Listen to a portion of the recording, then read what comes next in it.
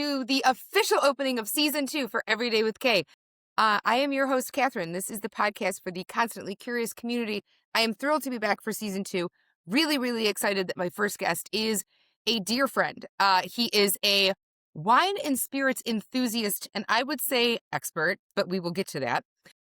A bread maker, a musician, a pizza maker, a dad, and I would say an activist, because we're all kind of activists currently. Yeah, Kyle Free, welcome to the show. I'm so happy to see you. So glad to see you. So glad to be here. It's been a minute and glad to be a part of the show and just enjoy some time with you, even if it's digitally. And you're only like 90 miles away instead of however many miles away Florida is. It's like almost 2000. So 90 is way better than 2000. We're in a new little recording space in our temporary, and as we work our way back to the Chicagoland area. I'm in Southwest Michigan. I am surrounded by wicker and sailboats. And yeah, this is how we're doing it. How we're kicking off season 2. This is exciting. It's so good. So good. It's so good. All right. So we always start, because we are at the heart of it, fermentation based here. We're always drinking something. We're always sipping something. We're always talking about something. What are you sipping on tonight? So I happened to open up something for the work day today.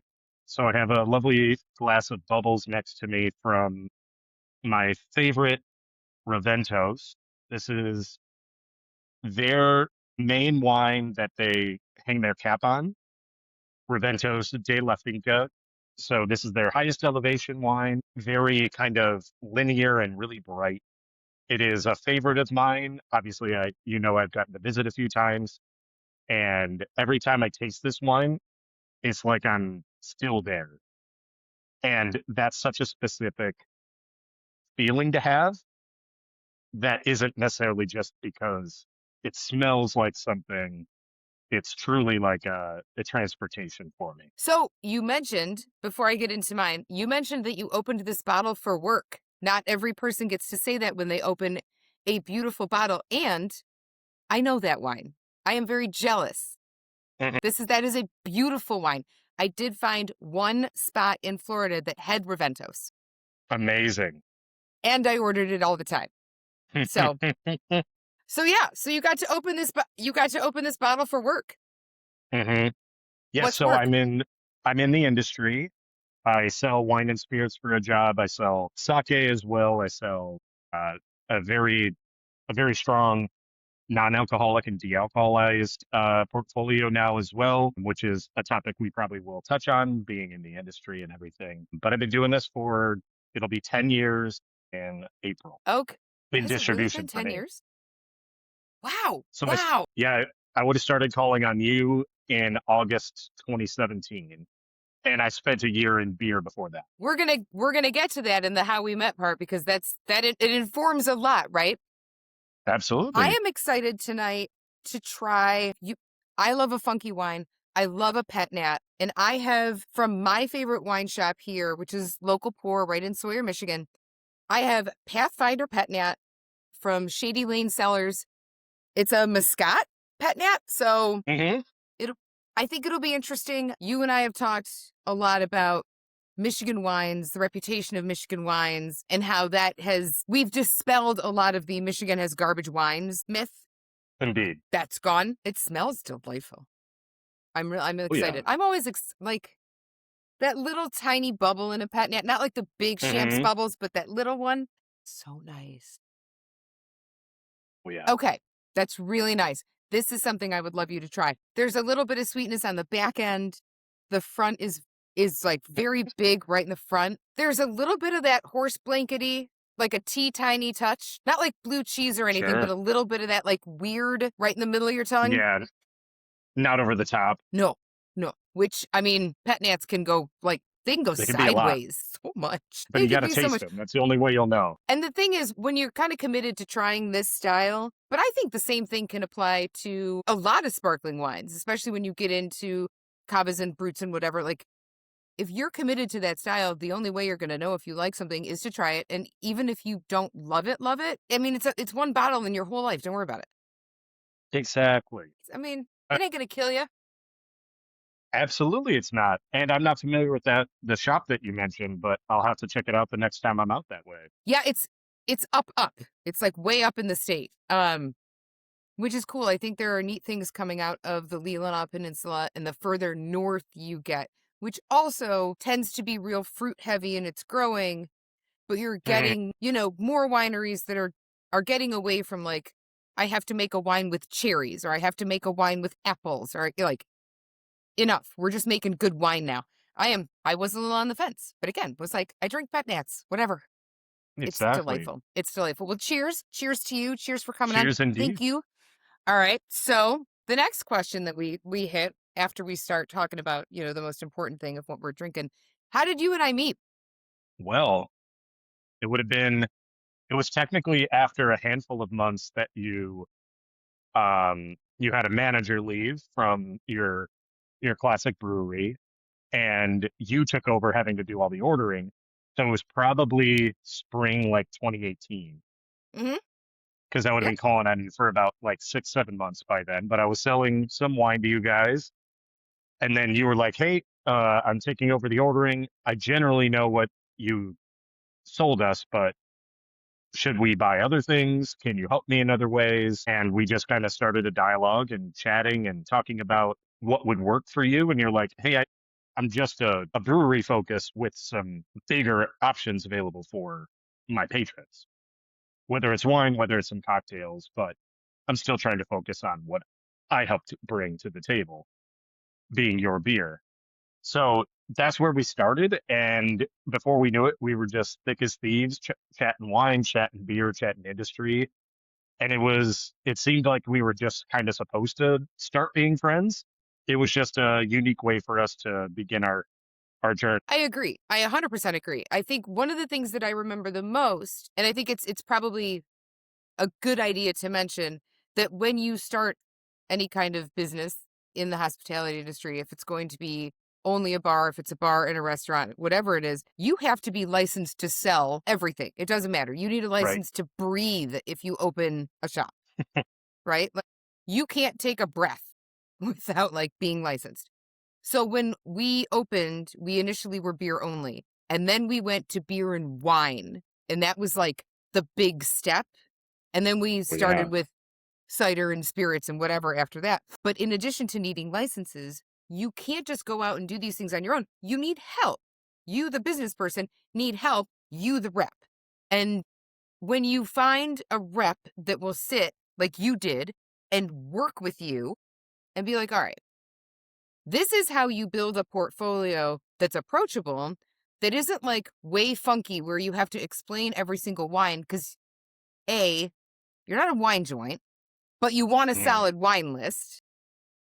So, like, listen, I could talk about a Verdicchio all day long. Do I have all day long to explain what a Verdicchio is? No, So, like, you and I, for so many years, we really worked on the shop's wine list and cultivated this super balanced. I mean, she was a small list, but God, she was so mighty. she did what she needed to do, and you had things Hmm. that you liked and knew you liked. And that's all I want.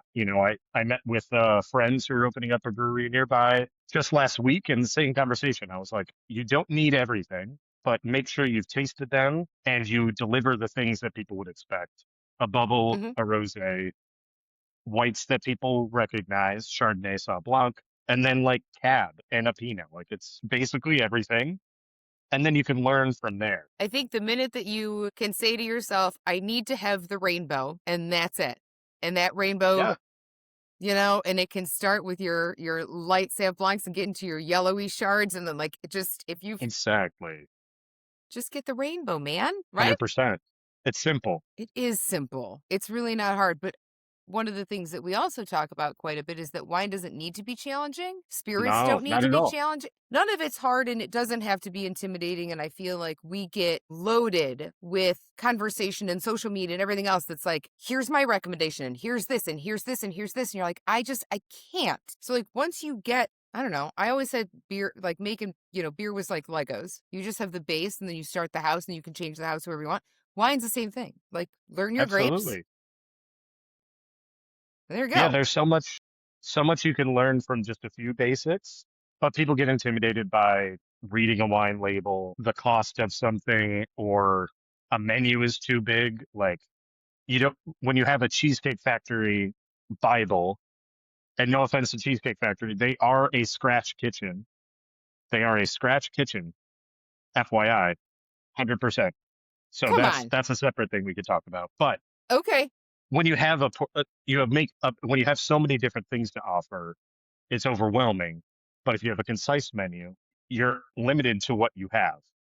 Right.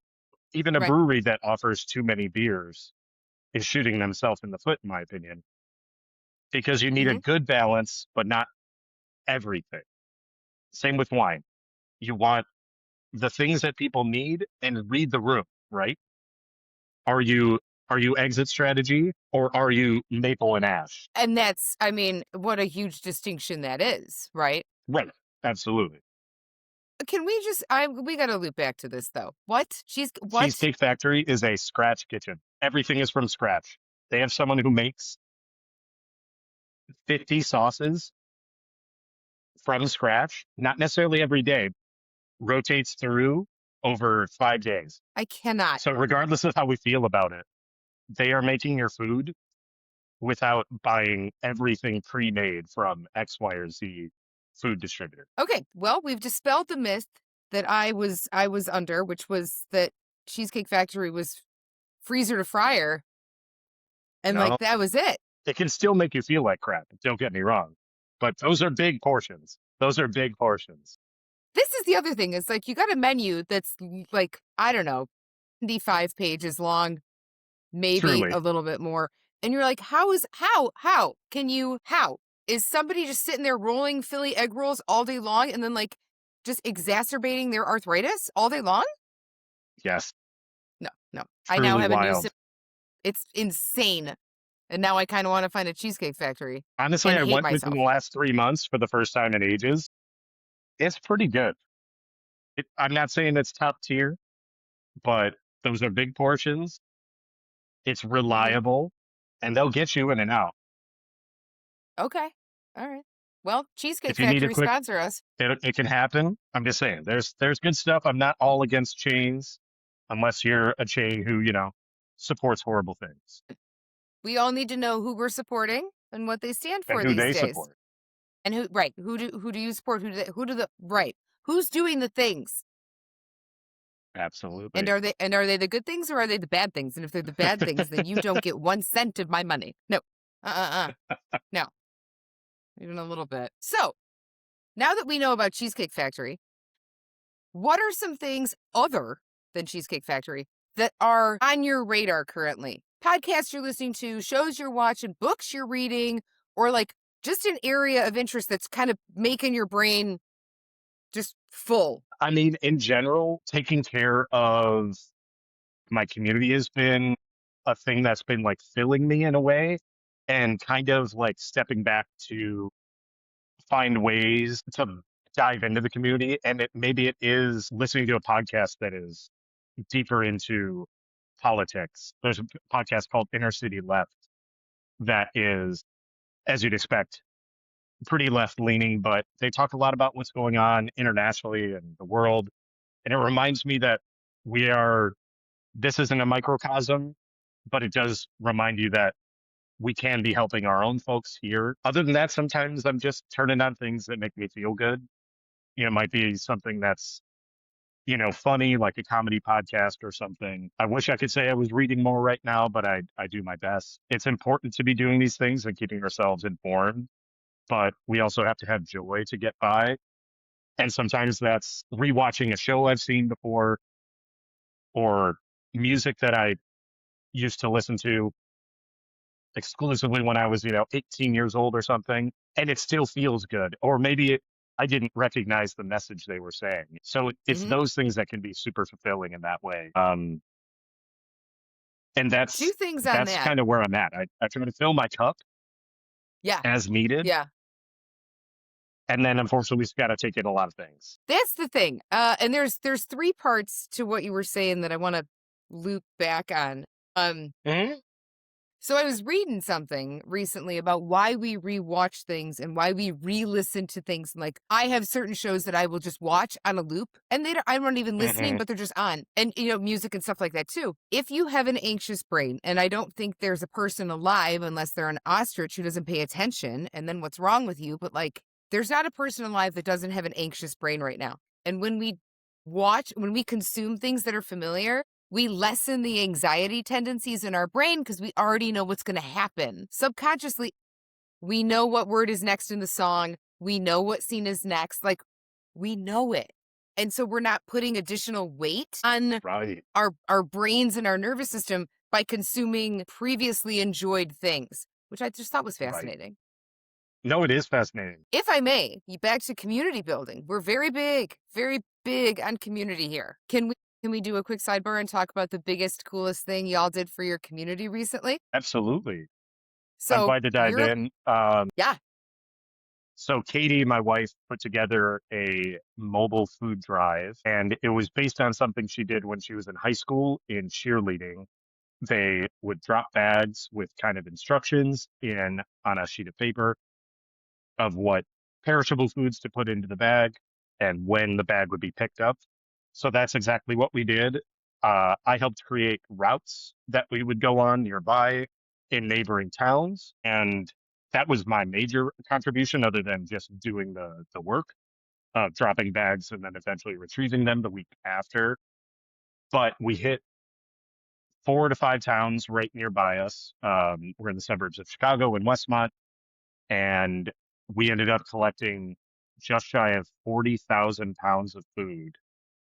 And that was with, I would say, 1/5 or 1/6 of the houses we hit giving us a bag. conceptually, let's put this into truckloads for people because if they're like that does sound like a lot of food. Hmm. 40,000 pounds of food fills, what was it, a one box, like a big ass full box truck.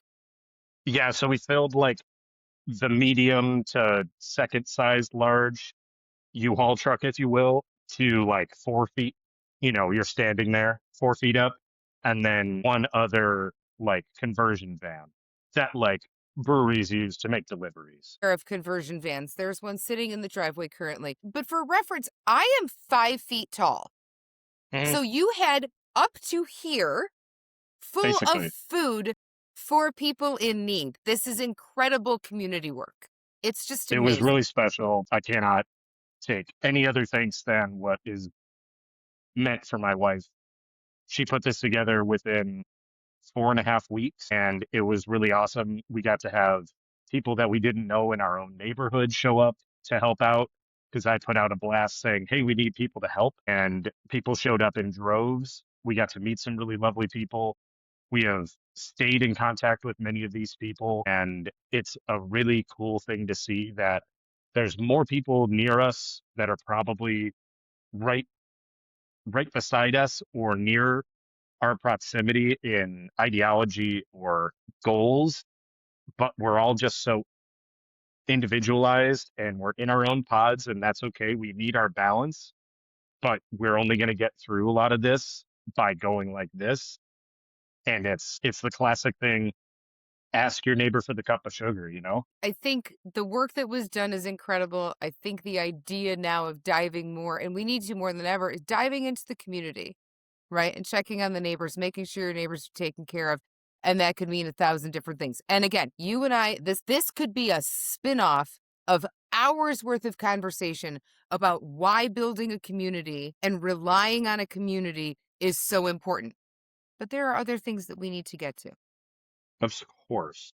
Yes. So kudos to all involved in the giant food drive. It was impressive.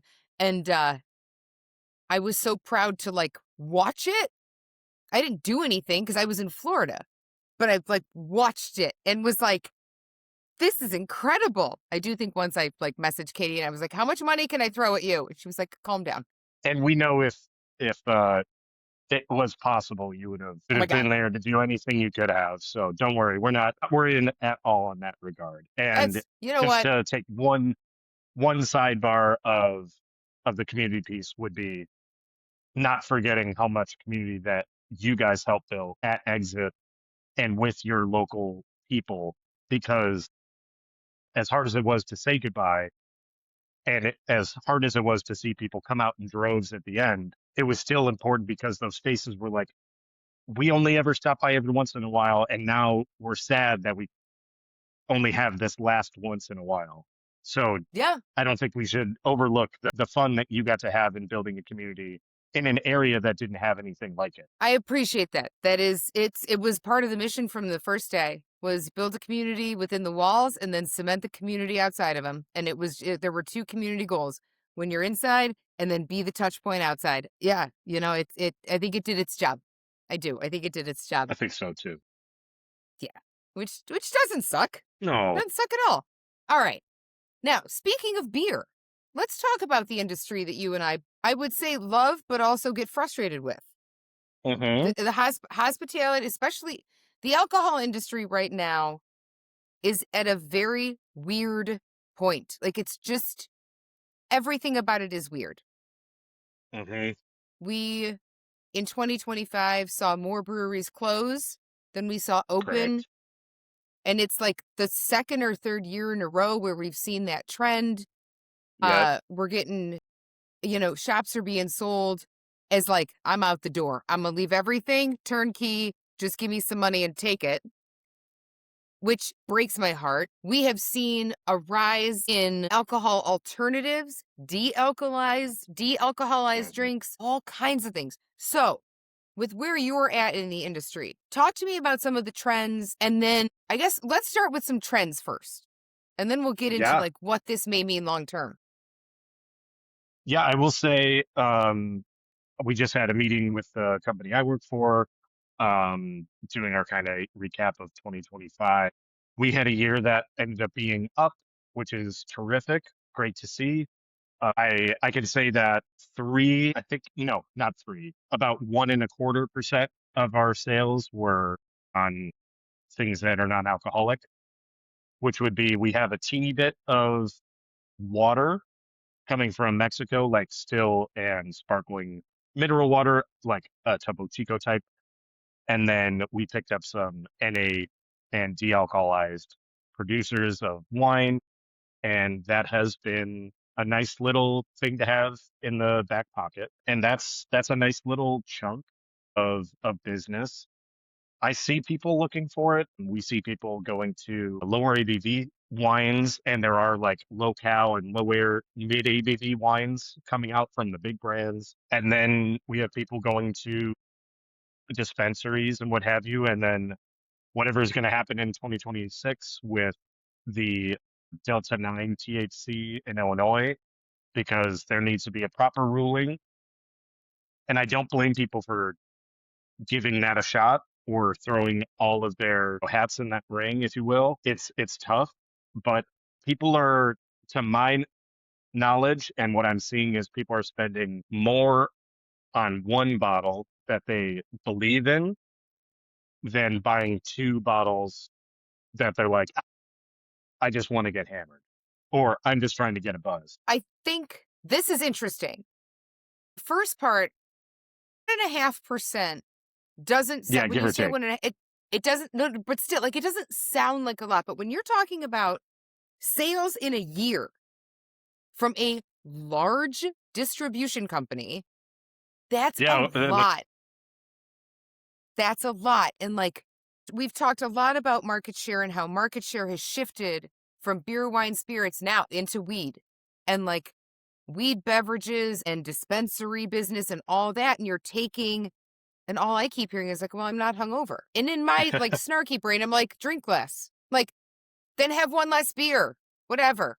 But I'm here like a lot of that. And in Illinois specifically, and this isn't, for friends not in Illinois, there's been a lot of chatter about how do we regulate THC and Delta 9.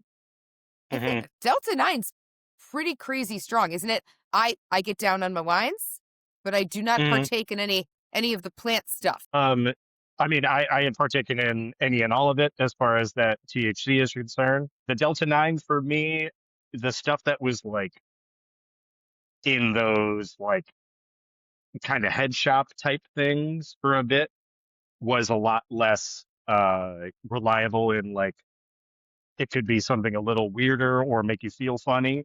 And I don't mean like, there was something seedy going on. Uh, since like breweries have taken over, like, Revolution in Chicago has two of them. Hopewell is a big one. Mars is a big one. And then outside of that, it's a lot of companies that are doing their own thing, figuring it out, etc. There's a brand called Cheech and Chong, of course. Oh my God. I've had many of these. It makes me feel not far off from an edible, but again, that's me personally. I would never, uh, say that is true for all people, but I don't think it's much stronger. It's just a slightly different feeling because it's just a different, from what I know, different like extract of the hemp plant. Well, and this is another thing to understand is when you're talking about these beverages, it isn't just like I just put like a bunch of flour into some water and then did stuff to it. Like that's not how it works. There Mhm. are strains and strands and strengths and all kinds of things when it comes to this. But I do think it's fascinating how in the past number of years we've just seen, beer and wine are up here and then I mean, I guess we're calling kind of like the alternative, like the seltzers and the THCs and whatever. Those are down here, and now they're just like they're neck and neck.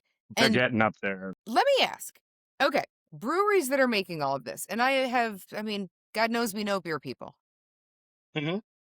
Get a lot of them that are like, listen, I got into having a brewery, opening a brewery, working at a brewery to make beer. That is what I want to do, and now breweries are being stretched, I believe, even thinner because it's like, well, you can't just Hmm. make beer. You also now got to make that seltzer, got to make the THC beverage. You got to make sure you got something non-alcoholic, if not a couple of those things. And we're kind of taking the concept of a brewery and it feels like silly putty where you're Hmm. like, I just can't anymore. Right? Do you think we're Correct. stretching our breweries a little bit too thin? I think we could be. I think breweries have always been really good about pivoting, which makes selling beer as a salesperson different than what I do now selling wine and spirits. A winery isn't pivoting like this. If they're like, oh, I guess I should make an orange wine, that's next year. Oh, I should get into making natural wine. I should make a pet nat. Again, that's like next year, unless you have extra juice or you're going to buy, etc. It's a lot more complicated to make a pivot. So I think it's almost like we could be stretching them too thin, but it's also what so many breweries have been doing for so long. It's like, yeah, I opened up my brewery and I wanted to make traditional Belgian beer and a little bit of American beer. And now my top selling beer is a hazy IPA and it won a gold medal, etc. And in my head, I'm thinking of a specific brewery in the suburbs, Penrose. And I don't mean this as a way to disparage them, but they have had to pivot a bunch of times. And Tom is still making it happen. And that's really tough because you have to meet the expectations of the consumer, meet the expectations of yourself, or if you have someone who owns you or owns your company, et cetera, or has the majority stake in your company. So I can understand why it's like, shit or get off the pot. If you don't make me the thing that is the trend, someone's gonna do it for you. So it's a tough conversation, but I feel for the breweries who've had to pivot so many times and then still have to close their doors because things are brutal. Which I guess then leads us straight into the status of our beloved industry. And I was going to say injury because, Correct. Freudian. Ooh, I hesitate to say that the industry feels like it's just across the board in trouble, but some days it just feels like it's in trouble. I think Mhm. it hits so hard. And I mean, specifically beer, right? Craft hits so hard. You couldn't spit without hitting a brewery in Chicago. Like you couldn't. You couldn't walked out. We No. were like Starbuckses. Just like boom, boom, Oh, boom. Except 100%. except most breweries are pro union. So save your The good ones. $6 from Starbucks and go somebody else. Exactly. There's that. It's interesting to see what's happened. What are your thoughts on the status of things? I mean, do you think we're in trouble, or do you think it's trouble that could be gotten out of? Or is this just the new norm? Yeah, that's tough. I do feel a bit of distance myself from the industry, like beer specifically. But like I said, I have friends. My friend AJ and his wife are opening up a place in Downers, doing a Irish brewery and pub with a tiny kitchen, and they're going to open at the end of the month. It's really exciting, and they're going to have a little bit of wine program, kind of like what you had. So I have so much hope for them, of course. I want them to succeed. I think we're seeing just so much more in, harkening back to kind of the community side. People are doing that local thing. I go to the brewery that's nearby. I have Goldfinger nearby, making really great lagers. I would be probably going there if they were solid, but they're quite good. I think a lot of people are just honing in on, oh, cool, we have a brewery within 2 miles, 5 miles. Whether you're central Illinois and it's 15 miles, they're supporting locals. So I think we're seeing a bit of that. So then when you're not necessarily in the pocket of the people locally, or you're not helping the community in that way, or like accommodating to the community or integrated into it, you might be the one who got bumped.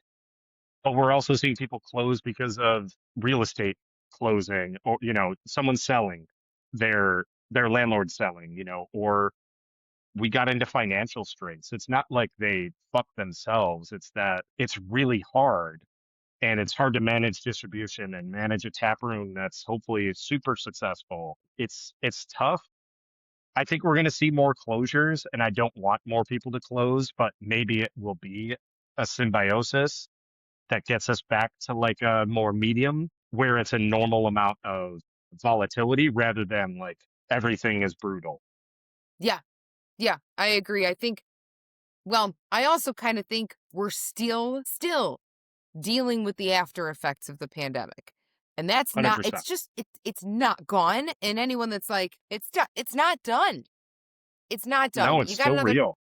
it's very, very real. And I think we still got a couple of years because people are still trying to push that boulder right up that hill after it. And they're like, it's just, it's exhaustive to do these things. When it comes to wine and spirits, are you seeing similar trends? Are you seeing like any of your restaurants in general, bars in general, Hmm. ordering less, ordering different? Think whether it's people I call on personally just in the suburbs of Chicago, or my coworkers who are calling on the city proper, there's people having more concise lists.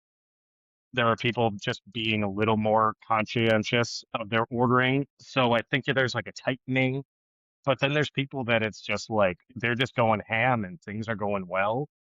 And I think it's like perfect place at the right time, the execution that these places might have. So many places feel like you can open up a restaurant and make it look good and fancy and then seem like you have a good wine list, but it's still kind of a copy paste wine list of X, Y, and Z and any number of large distributors. We understand these types of situations. Again, no shame to people who work for these companies, but there is a, a printed list that some of these places end up with. But we see at my company, we sold boatloads of imported wine in 2025, despite tariffs. Wow. Nearly 50% of our business. Wow. Like that's, And we do have a strong book of imported wine. But the idea with the tariffs, from anybody who believes that those tariffs are going to help the US wine industry, it didn't. And we still saw sales on imported wine. And it was inspiring to see our numbers, because I can speak to what my company is dealing with. And even there's distributors that are folding, but there's distributors opening new situations. So it's an ebb and flow. I worked for a company that no longer exists and got folded into a different company. I've been there, but I think we see a little bit of it. Again, it's more like the menus are changing. The places that are successful pivot, but they are mhm. also have such a good program. It's I just think like, it's interesting. no, No, go I on, go think on. it's interesting. The idea of plug and play, but like put some fancy velvet chairs in, right? Like here are your velvet chairs and here's your like cool bar and whatever. But also this wine list has exactly like 15 bottles of macro wine. And I don't know sometimes if folks understand that they're much like there are the Budweisers and the Miller Lights in beer. There are those wineries. And if you look at a wine list and it's the same as like the place down the street and the place down the street, it's these macro wineries that have like one name and then a bunch of different wines underneath. And it's just one place. And they're just Yep. killing small wine. Yep. And it's shitty. Sometimes it's Yeah, garbage it's wine. wild. It is wild. Yeah. Know your wines, There's everybody. plenty of pardon? I said, know your wines, everyone. Just know your Absolutely. wines. Well, and Again, that's the hard thing. It's just like knowing which brands that Bud owns for a beer, knowing how many wineries that, LVMH owns, which is Louis Vuitton Moet Hennessy. That's they have a lot of wineries, so you might be drinking something that's different, but you're still filling their pocket. we love a good corporation here. Mm-hmm. God, love a conglomerate. God damn. Exactly.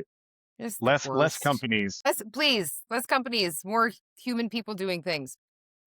Our transitions today are seamless and wonderful. Speaking of human people doing things, you yourself got into, I think, the coolest, I don't want to call it a hobby, side project Sure. when it came to, like, when we said in the intro that you're also a pizza maker, you are the founder of G's Pizza. Indeed.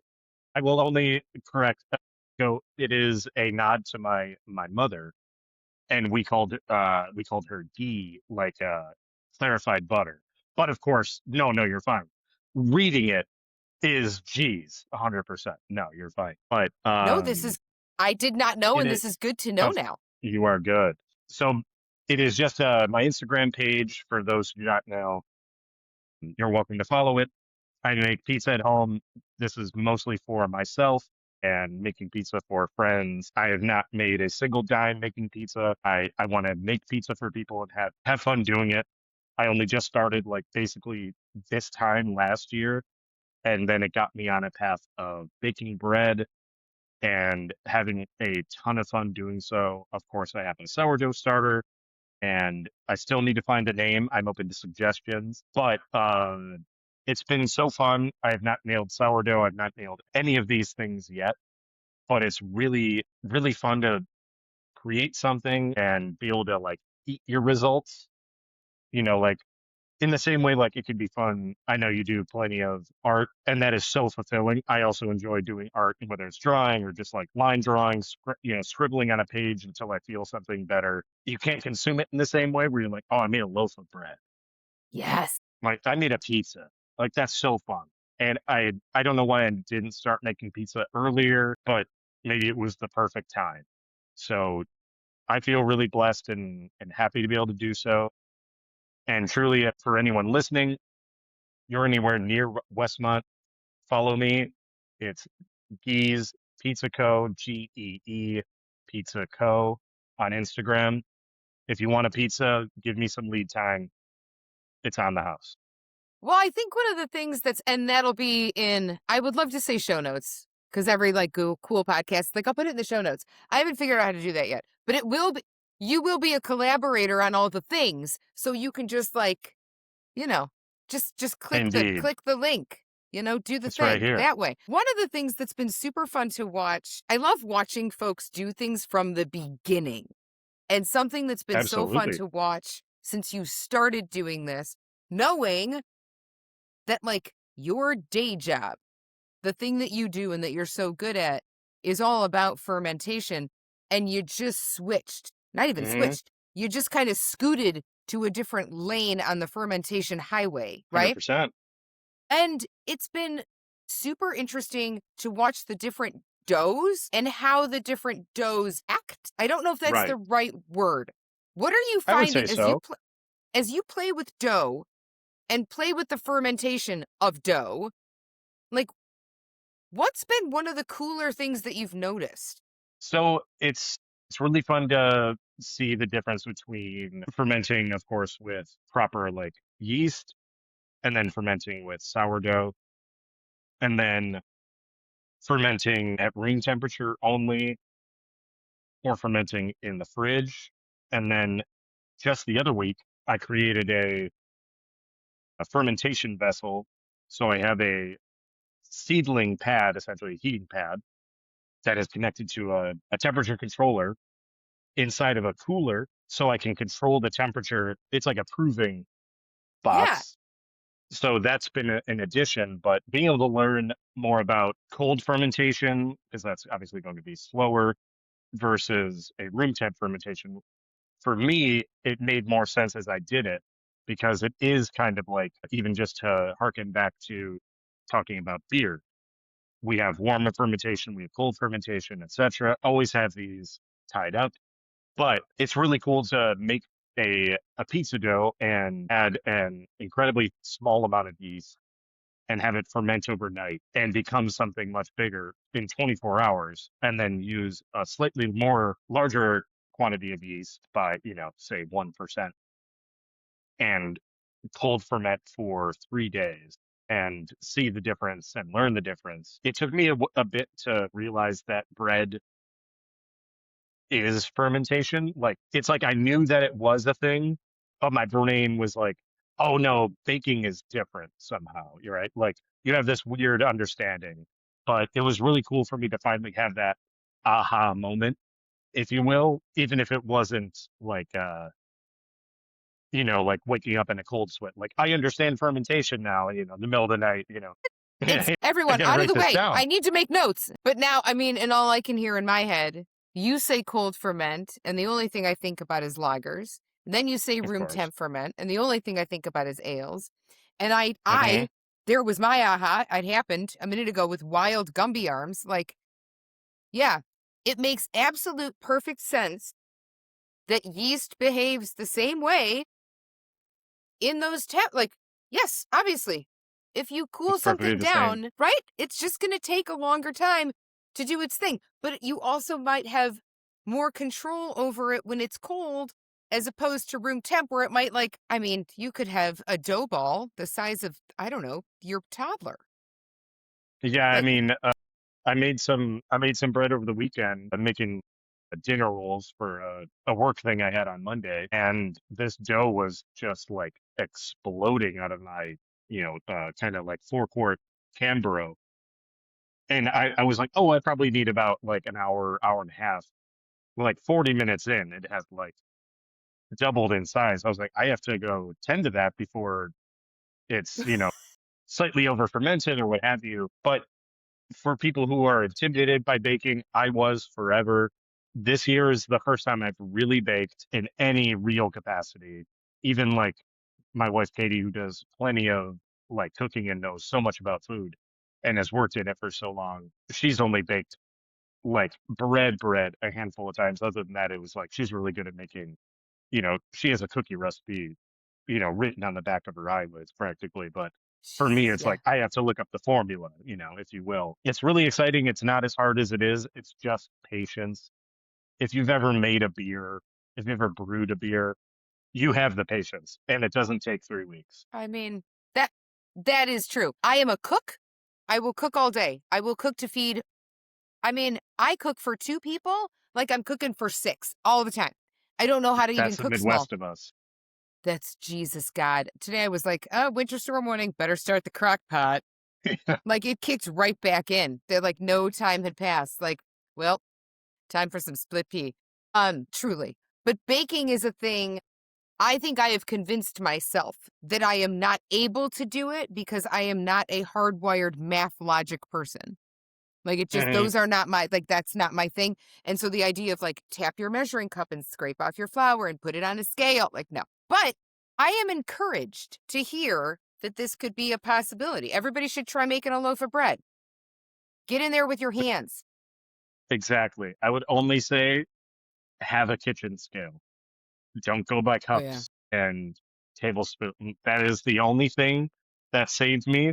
I got over it, and it's so simple, but it is intimidating. It's more intimidating to make a baked good like cinnamon rolls because there's like 11 ingredients. A It's like a normal paste loaf of involved. bread is 4 ingredients. That's Well, and so simple. you've done bagels and Yep. they looked incredible. I've done some good This is bagels. exciting. Um, And then there was a pizza that I wanted to touch on Sure. that sounds like possibly it would live in my soul if I had it. And that is, I'm sorry, a potato leek soup pizza? Yes. Stop it. That was one that was super fun. Literally like kind of a cream white base for the sauce, if you will. Mhm. Microplane, right? Or Yeah, mandolin.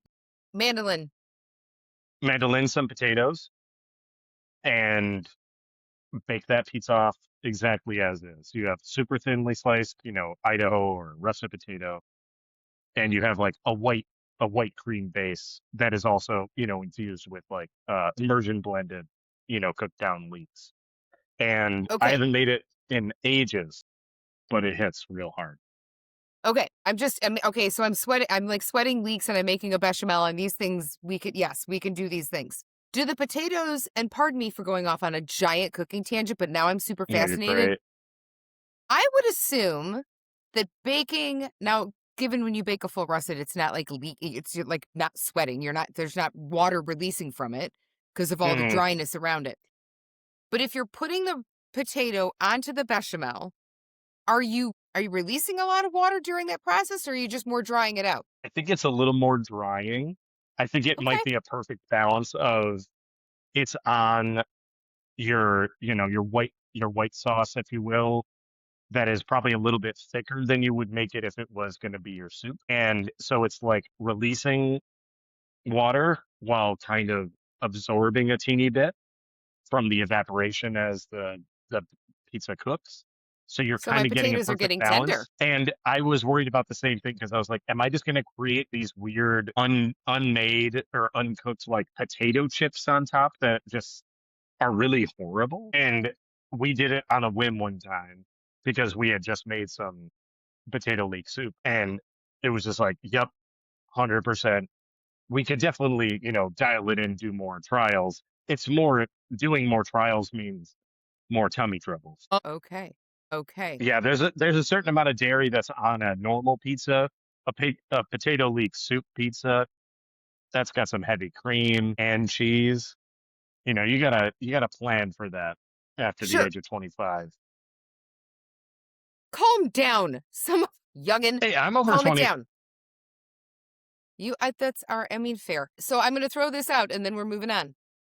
Okay. Hear me. Potato leek soup, Detroit style. Did you say Detroit style? I sure did. Absolutely. I have a Detroit style pan coming soon. Okay, then I've got a couple of months. 100%. Don't worry, we'll make it happen. I think that would be absolutely delicious. Okay, friends, I'm going to go ahead and say right now that you can expect at some point in season 2 to see some kind of like live video of Kyle and I making potato leek soup, Detroit style pizza At the together very in the least, eating same it. location, Yeah, absolutely. I'm down. You can put not me on the on a calendar. wicker desk, not No, on no any wicker. wicker. It's illegal. No wicker. We're not cooking on the wicker. We're not doing that. All right. No thanks. So here we are.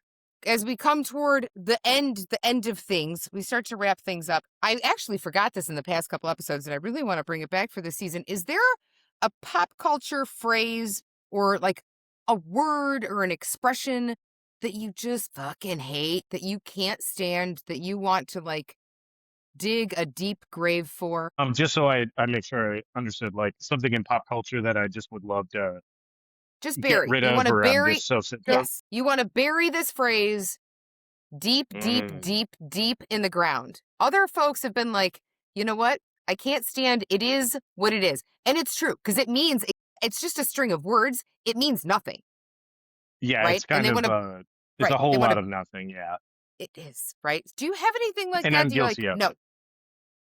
yeah, I don't 100%. know if there's something in particular. I think it's probably more of just the things I know I hear from like my niece and nephew or something, like who are, like 10 and 5, like 6, 7 is a thing that kids say, like, I don't understand it, but I just feel that must have been the same thing when I was like like 12 or something and whatever I was saying then. And I actually don't have any touchstone for what I was saying then because I was kind of insular and like I just had a couple of nerdy friends. Like I wasn't saying things, but Well, I don't have anything in particular. I think it would just be like uh it's okay to feel helpless in what's going on in the world, but like saying like what really can I do? I've learned there is something we can do, and it's truly like figure out if you don't know who your neighbors are, go talk to your neighbors. Again, like I'm not trying to harp on that as my only thing. I have a no, no, neighbor no. next door I've known for 5.5 years, and I knew him before because I used to live across the street with my parents years ago. He has cancer in his legs, and finally he needs assistance. And we're finally able to like meet with him and help him, and take him on a walk at the mall. But for 5 years we didn't get his phone number. That's dumb. Get your neighbor's phone number. Maybe they're an asshole. Maybe they're super cool. But even the asshole might need help, right? Even the Absolutely. jerk might need some kind of help. I like this. Like, I feel so helpless. Well, then do something. Get off your ass. Do Yeah. something. Meet your neighbors. Do a Try, thing. at least try. At least try. I like it. All right, we're on to our questions. Yeah. I'm excited. Do you want to go one for one, or do you want to go all three and all three? Pardon, you broke up there.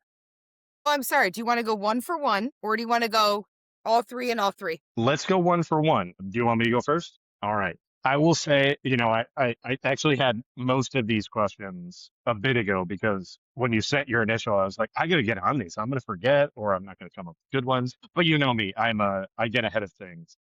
Uh, You do. I also fell behind on things, so good. no, we're fine. We're fine. We'll ramp.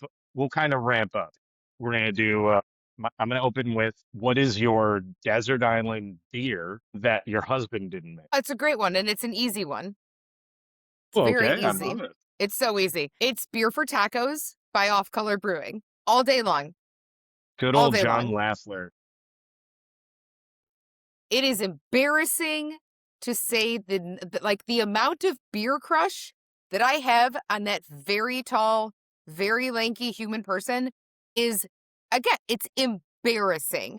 Yeah, no, I am. That's it. That's it right there. Listen, we made great stuff. He makes great things.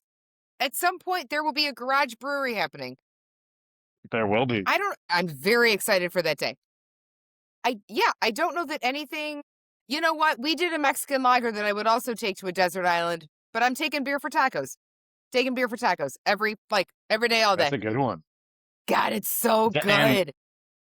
that Beer 4 series is great. I am obsessed with the Beer 4 series. Friends that aren't familiar, Off Color is a brewery in Chicago, and they specialize in really different kinds of fermentation. They do wild, they do sour, they do a lot of photo work. They do some barrel aging things, but something that they've done is they've created a series of beers, and those are the Beer 4. And there's a variety. There's beer for pizza, beer for hockey, beer for football, beer for tacos, beer for golf. Oh, shit. Beer for golf. That was a good Beer one. for golf is good. And Beer for every dealing single with your one of family. beer for dealing with your family is a riot. The label work on that is like woof. So But good. good woof. So good, so good.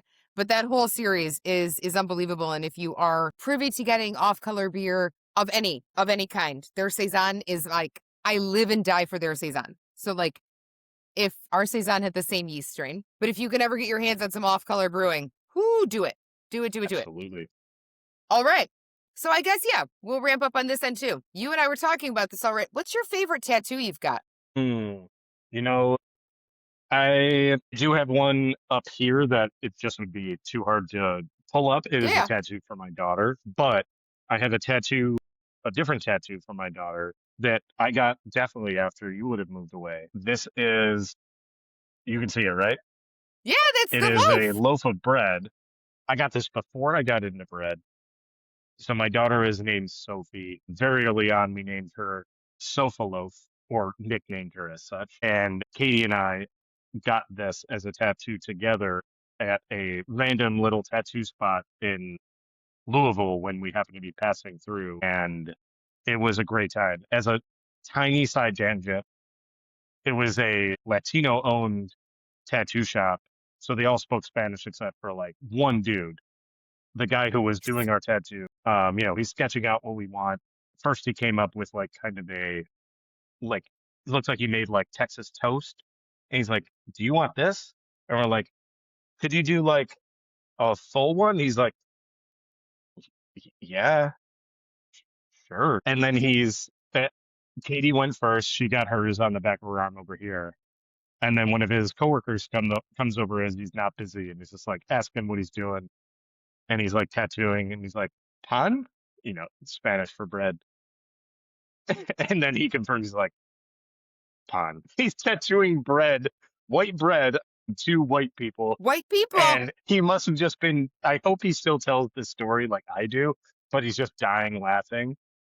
So I'm not losing the irony of being a white person with a tattoo of a white loaf of bread on my body. It's amazing. But it is for my lovely dog. So I was still here and was around when the loaf tattoo came to be. And I was hoping that was your answer. I was like, I hope it's the loaf because you've got some cool Oh, work. that's great. But I was Thank you. hoping it was the loaf. All right. Nice. I Hell like yeah. it. All right. Well, we'll give you one a little harder, and then my last one is pretty tame because you and I are pretty open and I love that we've been able to be even more candid and friendly in times after how often we used to see each other professionally.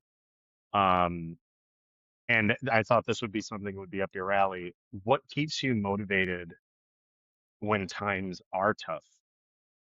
And it doesn't have to be the tough that we're in right now. It could be a tough that has came and went. But obviously, you and I both know we're living through some tumultuous times, to say the least. And I know that I think that you are someone who is often finding the way to be motivated despite something rather than in spite of something. This is interesting. I like this very much. My gut is like show them that you can, even when you feel like you fucking can't. Show them that you can. Uh-huh. But it actually is something I've been working on a little bit is to like not be motivated by the do it anyway. Like that doesn't seem right. Mm-hmm. It seems too like, I don't know, extrinsic and not like intrinsic. Sure.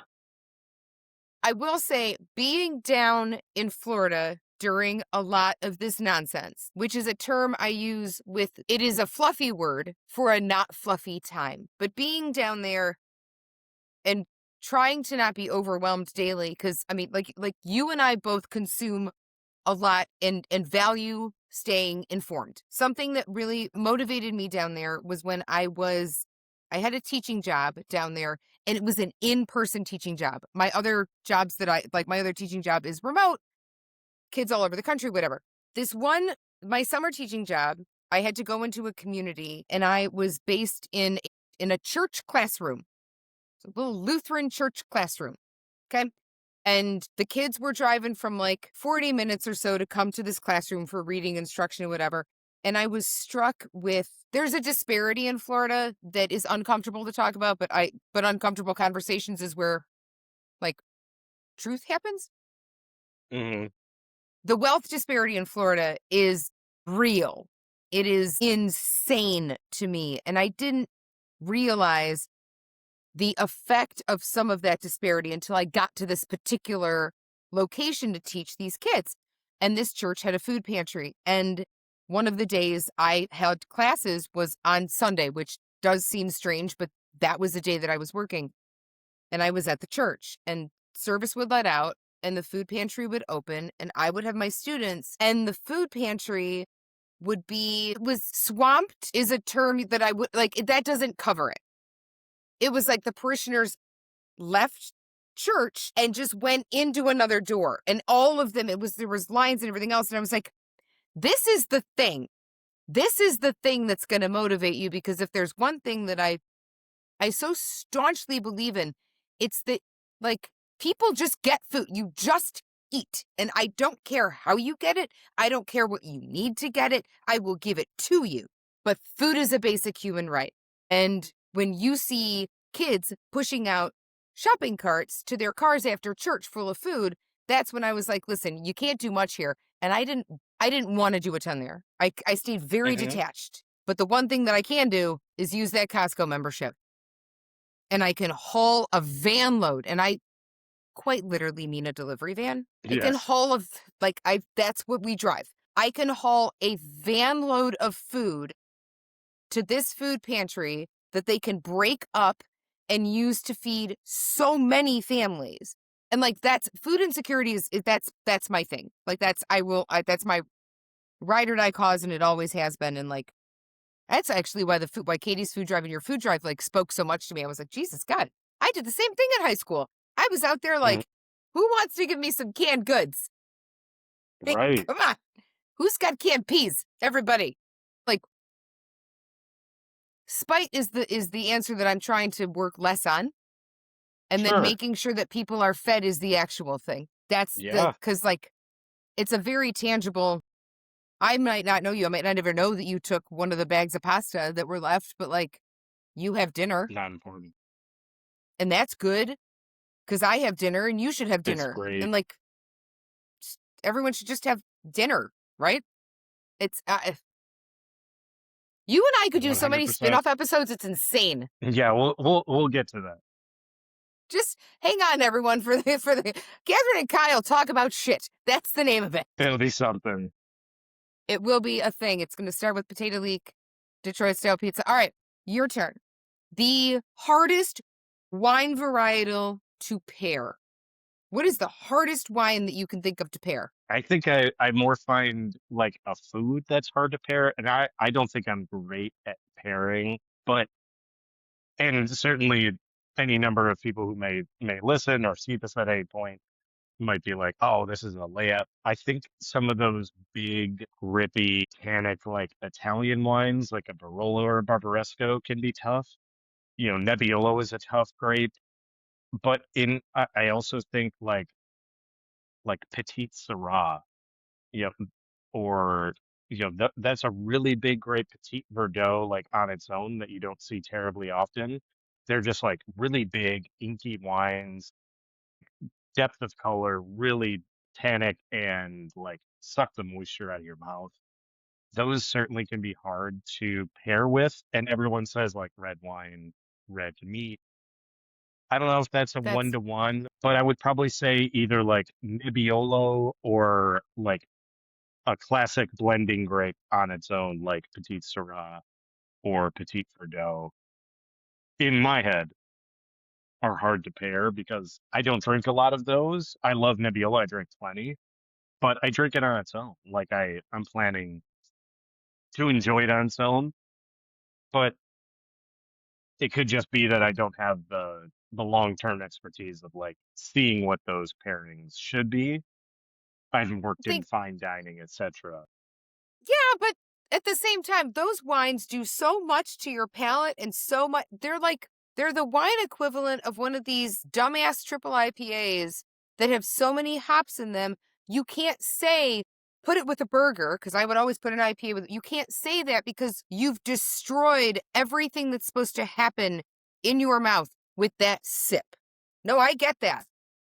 Yeah, like I would only say like Petit Verdot, Syrah certainly on their own can be good. Nebbiolo on its own is gorgeous and can be paired. I think for me, that's a hard pairing because I love them on their own because they are so like dry and leathery. Yeah, it's a hard one, but I like it. That's a really good question, especially because so much of the time we have spent talking is like, hey, let's talk about these wines. Hell, even when we did that, one-off, Riesling event at Exit with your friends, that was a great time. My God, we talk about that all the time. So We fun. talk, It was so we fun. reference that wine club so often because that brought 12 people. I was one of them. You are the person that got me to be like, I think you actually probably were like, you're being real stupid. Like, you're being real dumb to not try these Rieslings because, like, You're kind of a There's some jackass for not giving it a chance. And there's I was some like, you're fun probably ones. right. Right. And they were, but that's, God, ooh, that is That was a good legend. one. Couple of months, Well, couple of say months. hello to your crew for me. You'll say hello in person. Thank you very much. Please. All right. You're up. Alrighty. I had other things in mind, and I was like, you know what? I don't get as much time, and I've learned things about you already today. Even in the time that we have hung out, has been a lot more personal, and then our times, chatting since you went to Florida on Instagram, etc. Learning something like the question I'm going to ask you is a fun little thing. It doesn't have to be anything crazy. What is a guilty pleasure of yours? And this is open ended. It can be a drink, a beer, a band, TV show, movie, something that's like a general guilty pleasure. I didn't want to pigeonhole you in on like, oh, I love Long Island iced tea. Again, you know, 12.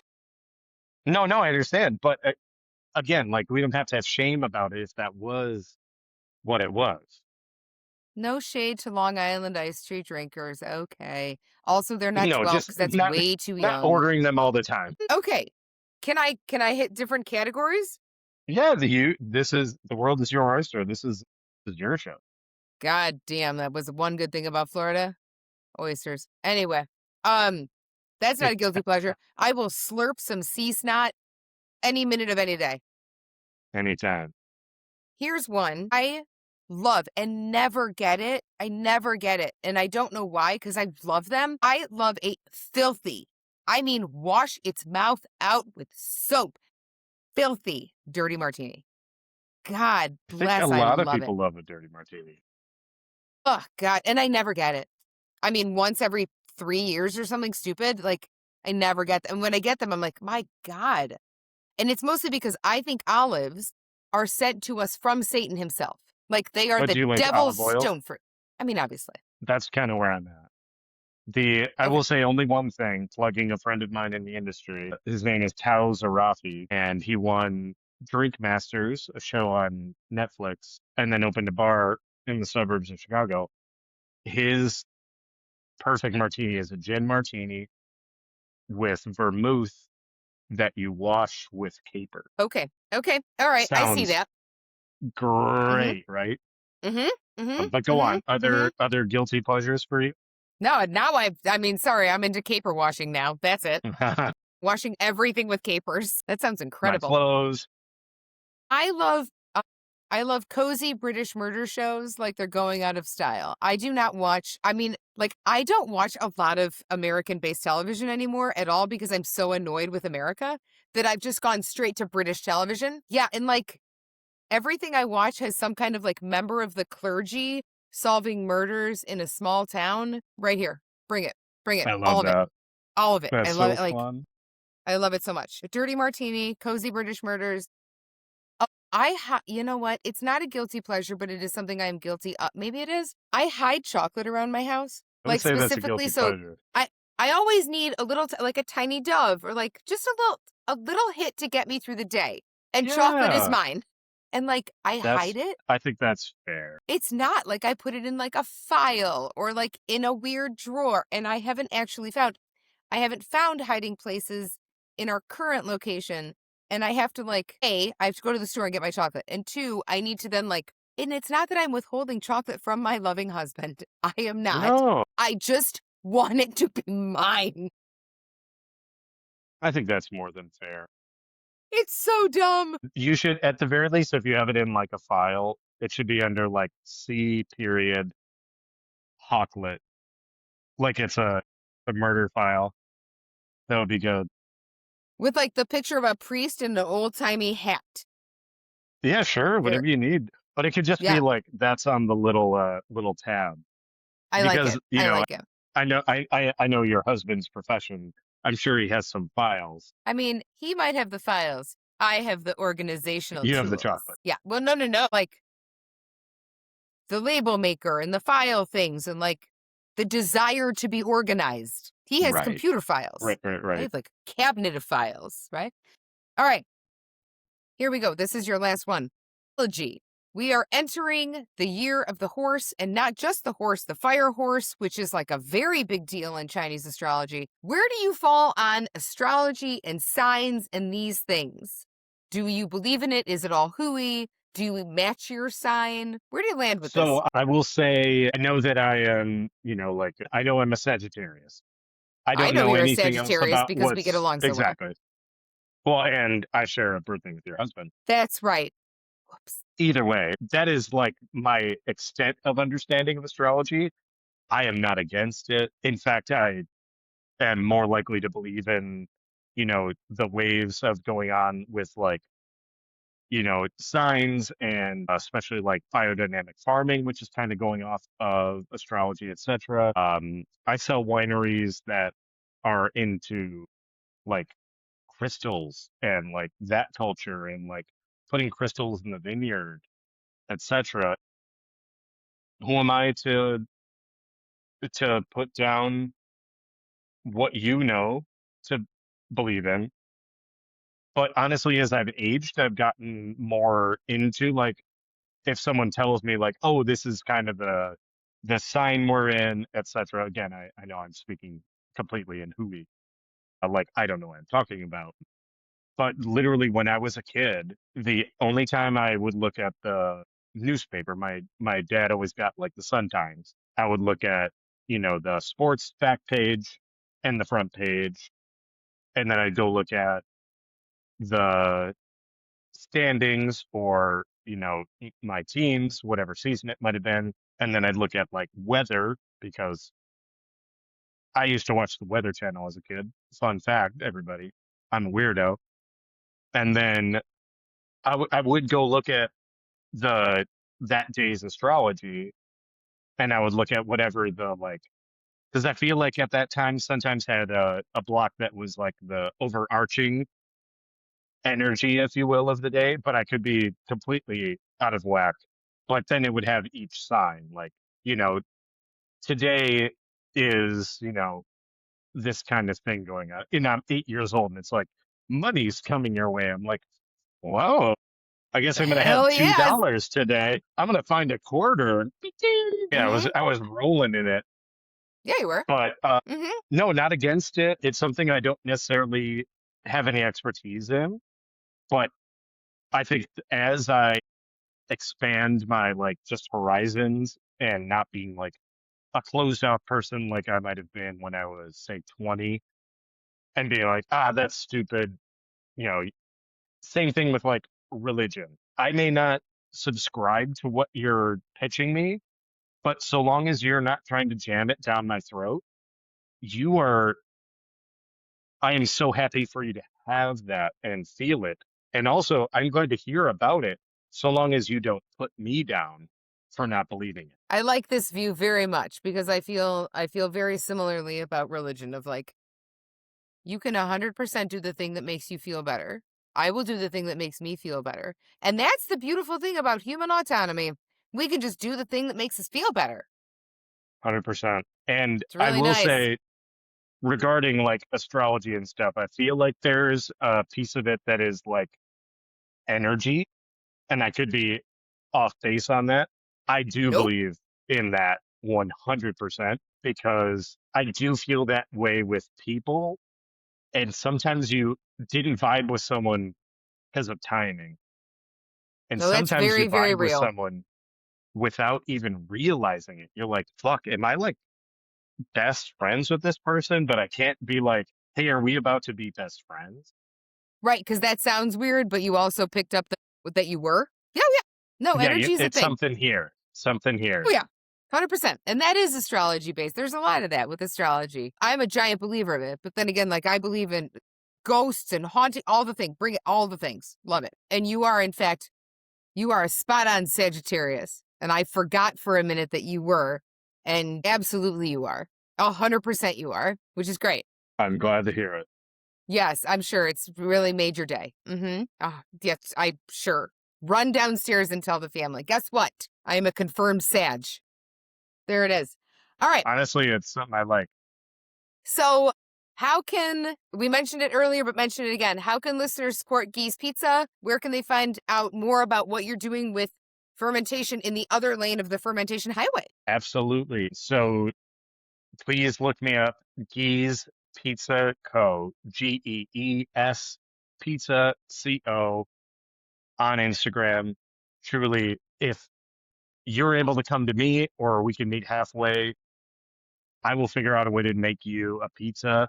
I make a lot of New York style, but I do make some terrific, proper thin crust Chicago style. We all know what Chicago style is. That's not deep dish. It's tavern. And I can accommodate most things. I have made plenty of gluten-free pizza as well. But please look me up. I'd be glad to make you some pizza.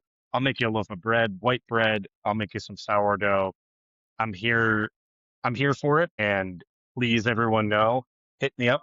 There will be no charge. If you want to give me money, I want barely the amount to cover the raw ingredients because I'm trying to help people. I don't care if you have $1 billion. Well, I do. $1 million, sure. Um, but I don't need your money, and that's not because I'm so well off. I want to share what I do. So please let me share what I do with you. Hit me up. I'm glad to help. I need a little bit of lead time to make the thing for you, but I can accommodate however I can. And I'd This is love to make incredible. you a piece of bread. I've made cinnamon rolls. I've made dinner rolls with the Bears in the playoffs, hopefully beyond. I would love to have plenty of orders, but also know I want to watch the Bears too. All right. I mean, that's the thing. I'm not I don't Chicago team, but sure, go sports. This is Absolutely. I wonderful. appreciate you. No, this is, we got a local home team, I guess. Yeah. I mean, my guys are I out. love it. Hubs' guys are out. Whatever. Absolutely. All right. Any parting thoughts? I don't think anything in particular. I think we've hit on everything I thought we Yeah. would, and I knew we would have more than enough content to chat about, and I'm I really mean, we're at the thankful longest to. running time yet. I love it. I That know I it's could beat great. It's Brooke great. is special. And I only mean that because Brooke has so much knowledge and you guys have a history together. But Every history is different. We've all got a history. absolutely. No, nothing in particular. I'm really thankful to spend the time with you, and don't worry when I can get out to visit you in the coming months before you head back here. We will do so. And just thank Well, you I'll for throw it. having me and thank you for helping me plug making a few pizzas for people. It's you know what? It's 100% my absolute pleasure. Friends, follow the show. We are on Facebook, Instagram, Everyday with Kay. It's super duper helpful if folks subscribe to the show. And it sounds like a big, huge deal. It's literally hitting one subscribe button on YouTube or Spotify. Like it takes no time. Share the show with your friends. If folks want to see a picture of your kid, your food, and your dog, they absolutely want to know what you're listening to. And I appreciate this time that we got to spend together. All right, everybody. Be cool, be kind, stay curious. We'll see you next time.